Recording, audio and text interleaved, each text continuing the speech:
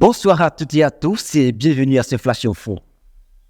Au plan politique, Bertin Kowi, leader politique du parti Bloc républicain, n'est pas en liste pour les législatives. Par une vidéo diffusée sur les réseaux sociaux, Bertin Kowi a expliqué les réelles motivations de son absence dans les rangs des candidats aux élections législatives du 11 janvier 2026.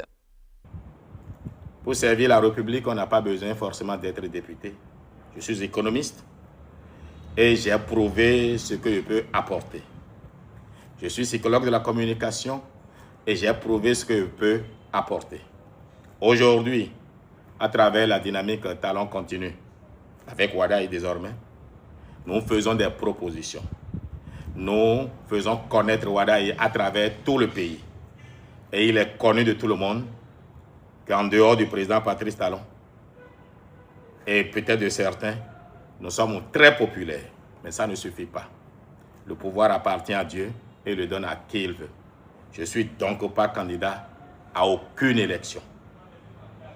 Mais nous servons la République et nous sommes prêts à servir partout où besoin sera.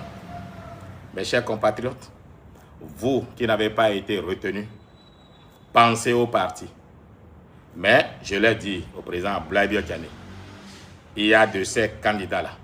S'ils sont mis sur la liste, ils vont devoir aller présenter leurs excuses aux populations. Les députés qui ont manqué d'égards aux populations, si on les met encore sur la liste, il faudrait qu'ils aillent demander pardon. Sinon, quoi que BR, nous les ferons échouer. Et nous en sommes capables.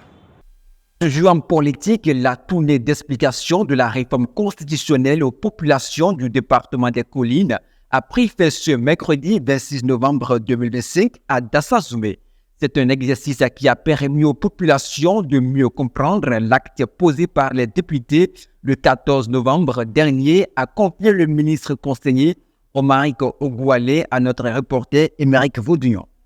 Le gouvernement a envoyé des délégations à travers le pays pour vulgariser le texte revu au niveau de l'Assemblée le 14 novembre passé.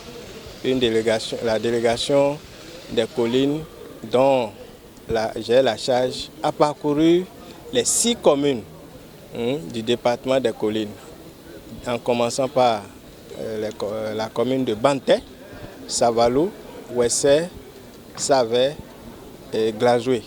Nous sommes en train de terminer le périple dans la commune de Dassa, où vraiment l'accueil a été chaleureux au niveau des populations, comme partout ailleurs.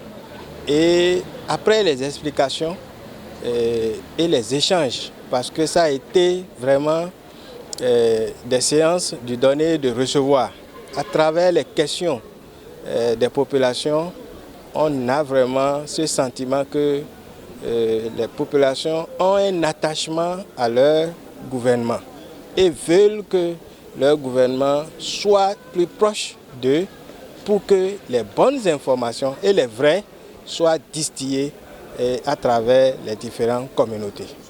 Dans le but de renforcer le lien de confiance entre les forces de l'ordre et les citoyens, l'Agence belge de développement Enabel est mise sur un partenaire clé, les médias.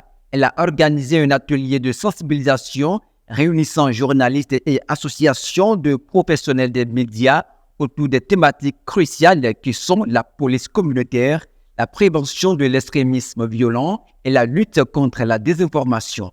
Cette initiative vise à doter les acteurs médiatiques des outils nécessaires pour relayer les informations fiables, apaiser les tensions et jouer un rôle actif dans la construction d'un climat de sécurité et de cohésion sociale. Le chargé de communication près d'Enabel nous en parle plus. Et de cet atelier, ce qui m'a beaucoup impressionné, c'est que face à une situation, et la police et la communauté sont impliquées pour une synergie d'action. Et du coup, la communauté ne doit pas se retirer et ne doit pas avoir peur ni stresser à donner des informations à la police communautaire parce que ça fait partie de la sécurité et du partenariat. Déjà, il faut dire que c'est un terme qui est beaucoup plus revenu ces derniers mois, quand on en parle beaucoup plus de police communautaire. Mais effectivement, quand on rentre dans les détails, on constate que ce changement de paradigme, de formule était nécessaire. Parce que pendant longtemps, les populations ont été habituées à une police assez répressive, une police qui était toujours présente uniquement pour justement sanctionner négativement, et une police qui parfois à la limite ne donnait pas véritablement le caractère humanisant de sa profession.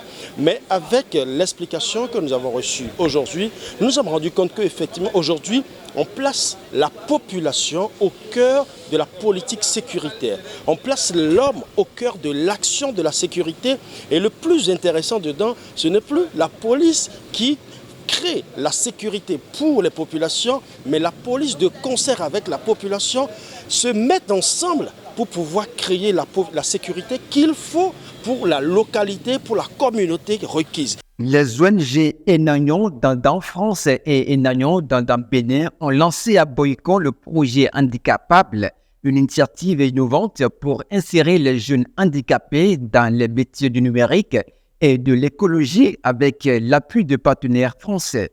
Marie-Hélène Tonnet, présidente de l'ONG Enagnon dans France, expose ici les projets de cette innovation.